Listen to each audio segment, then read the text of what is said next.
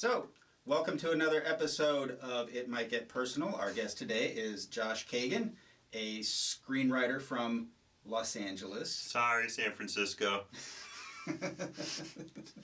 If it's any consolation, McCreath punched me in the balls right before this, as is the tradition for any visiting Angelino. Especially on Pride Weekend. Josh is going to perform for us. He's going to perform A Certain Romance by the Arctic Monkeys, and I'm going to play guitar with him.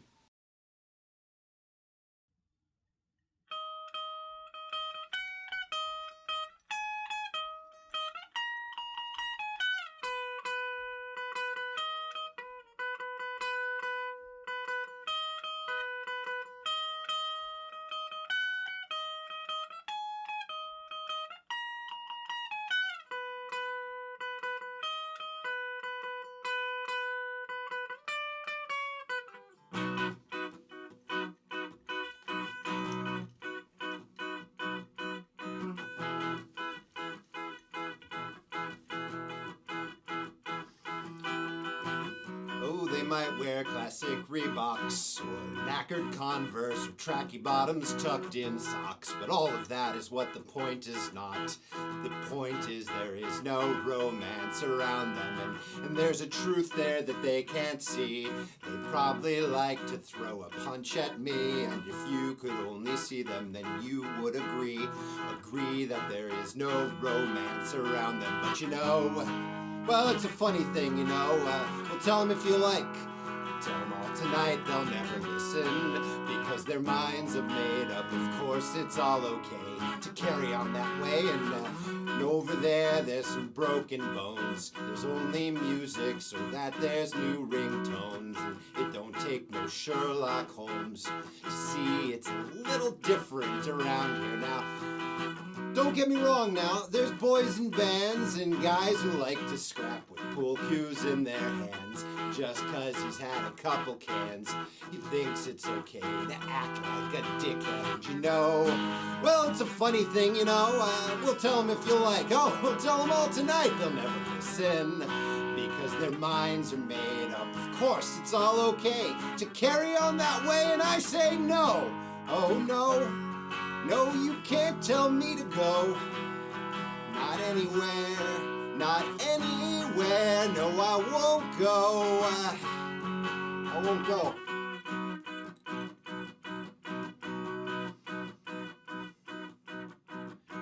Over there's some friends of mine.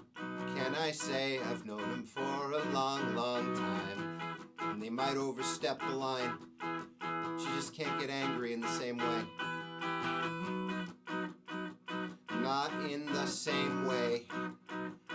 Oh, not in the same way. Oh no.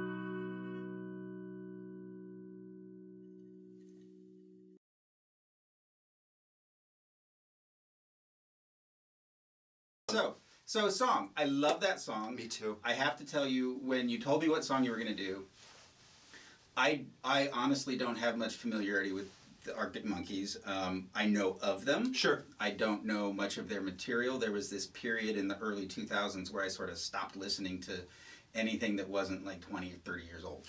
Oh, how old were you at that point, out of curiosity?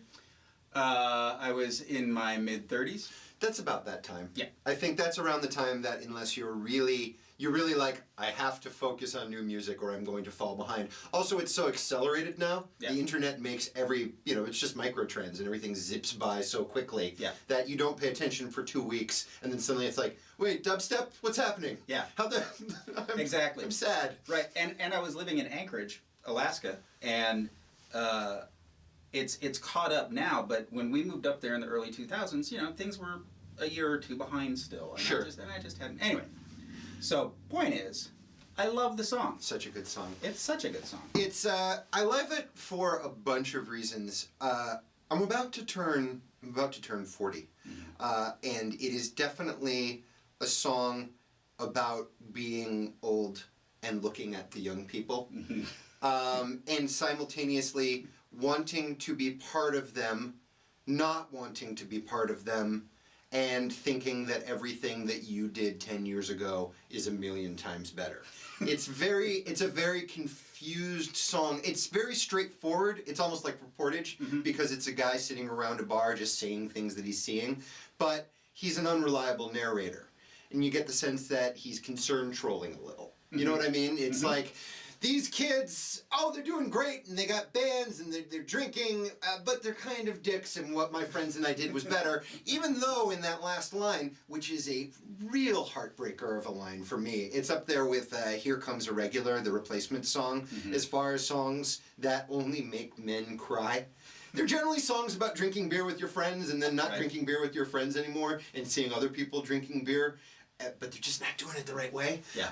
So you get that sense that it's like, it's real tisk-tisking on his part, but at the same time, he's still at the bar. Right. He's not gone to another bar, and that bridge part where he's like, I won't go, I won't leave, you can't make me, and it's sort of like, I want to sit here and watch everything go to hell, and I'm part of it. I'm still, even if I'm just observing, I'm still part of it, and more importantly, I'm drinking. Yeah. And I will never... Yeah. But the amazing thing about the song, it's all of those things, but then it was written by somebody who was like fucking 14. Right. You know what I mean? I don't know how... I feel like whenever people talk about the Arctic Monkeys, their ages get younger and younger every time. It's sort of like when people talk about Odd Future. It's like, well, you know, everybody in Odd Future is 8 years old. And they just get young. And then they're like, it's all prenatal. Tyler, the Creator, was just born. He's actually Tyler, the Created. So young. And generally, when you hear young people talk about the old days, you just want to like, oh, I want to punch you in the face. You don't even know. You don't even know. Right. And yet some songs that I really love are like that. Common's I Used to Love Her. I mean, it's not like he was 50 years old when he wrote about how hip hop went to hell. He was 25, 26. Japan Droids, who I'm legally bound to mention every time I open my hole because I love that band. They have a song called Younger Us that's the same thing. And there's almost kind of a genre of young people looking back on younger people. Well, and I think they tend to write those songs, and this is based on people that I know that have done similar things. You tend to write those songs as a musician after you've been doing it for a few years. Right. You get into your early 20s, and suddenly you feel old. Like, oh shit, I'm an adult now. Yeah. What happens? And they sit down and they start writing songs from the perspective of old people. Right. And then they get over it, and then they go back to writing other songs. But then they actually, one of the things, and I like the Arctic Monkeys a lot, and I really like that first album, and I didn't really follow them after that, but they've been making quality stuff. The one thing that I really thought when I heard that first album was, I can't wait until this dude is 60. And I mean that in like the nicest possible way. I always wanted that dude to have an Elvis Costello career. Make great music when you're young, make some okay music in the middle, and then, you know, one or two, like, Lou Reed's a perfect example. Lou Reed couldn't make that album New York until he had been in the Velvet Underground and then solo, and then did 10 years of the wackest music imaginable, and then able to do like a clear-eyed older man's look at the city that he loves. But I can't wait for Alex, I can't pronounce his, I think his name's Alex, or am I confusing him with the lead singer of Franz Ferdinand? Anyway. As you can tell, I did my research. But I'm excited to hear him sing that song when he's like 50. Yeah. Because I think it's going to mean entirely different things to him. It's like he's done it as like a placeholder, like, all right, so now I have something that I can sing like this, like it's his Dean Martin song. when he's in his old man Nick Lowe.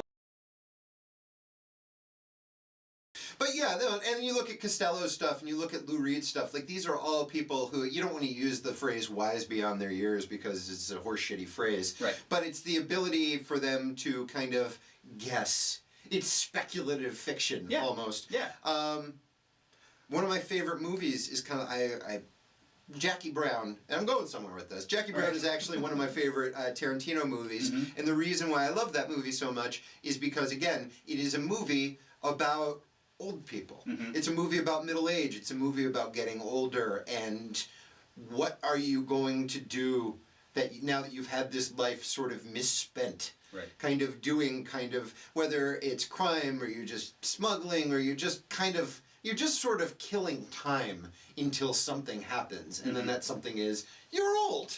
And I like, ta-da, guess what? You wasted a lot of time. And it's an interesting perspective it's an interesting kind of place to put yourself. Anyways, that's why I like the song. Yeah, it's an interesting look at that chav culture by somebody who's in it and is out of it at the same time. And the song, one of the things, we've been talking about it for hours and hours now. The narrator, as I sort of said before, is an unreliable narrator. We don't know, he's a little hypocritical, he's a little testy, he wants to have the fun that the kids are having, but he thinks he's going to say it's stupid because he cannot be part of it. Right. And the song tweaks him.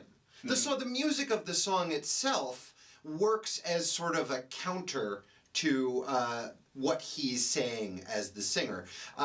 Those two guitar solos that open and close the song, that I like a dick, made you do. No, you got to make sure to get those in, McGreath. Even though I'm just telling you this now. It opens, and I've never seen that. I have never done any research because I just want to believe that it's true. The opening, that guitar solo,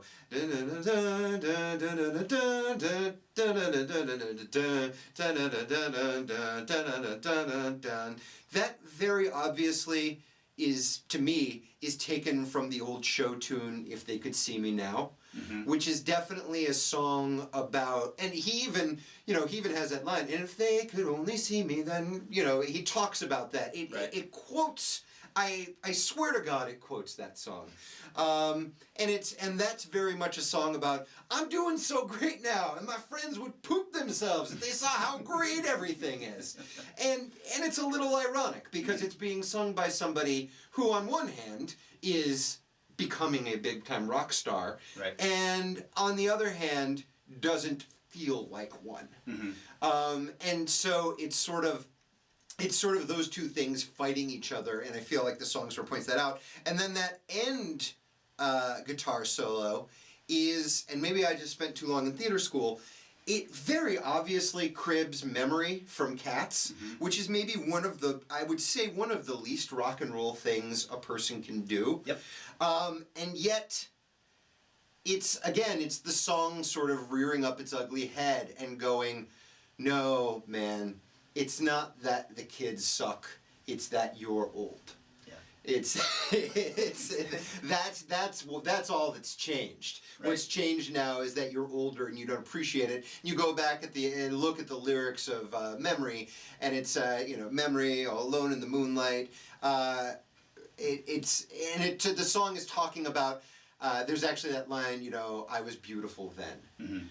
It's all very, again, it's as many times as it's been played and sung at third grade talent shows, it is still, at its very heart, a terribly sad song. Yes.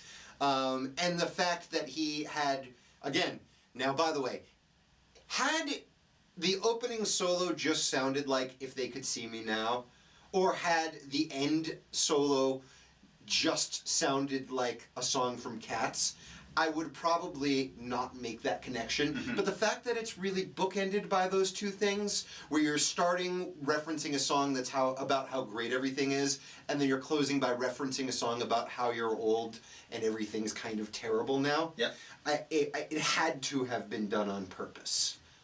I think it's a reasonable theory, and I think that one of the fascinating things about rock and roll is the sources where Yep. people get these ideas, because anybody who writes songs likes to think, oh, I've come up with something original, but Right. we all know we haven't. Right. Well, and then it's the question of like, what's the music that your parents listened to when you were a kid? Yeah. And it is completely within the realm of possibility that Cats Yep. played in this kid's house. You know Sure. what I mean? It's Sure. or that he picked it up, or that he was a drama nerd. Again, it's not something that I've ever really looked into, because it's one of those things that to me makes so much sense. I don't want to look it up online and have it go like, oh no, actually it's this, it's the Fairy Suds washing up commercial song. You know, like, oh, well no, I don't have anything smart to say about this song. Now I'm not chuffed. And he wasn't chuffed anymore. This has been Jolly Good Stories with Yes. Dave and Josh. All right, cool. Well, it's been wonderful having you here. Sure. This has been I'm so glad I know about this song, and thank you for sharing your thoughts with us. Thank you for having me, and I really did. I did pore over what I was going to do, because certainly this opportunity is somebody asking me to sing anything is never going to come up again. So thank you. We'll have you back for the big reunion. Oh heavens! All right.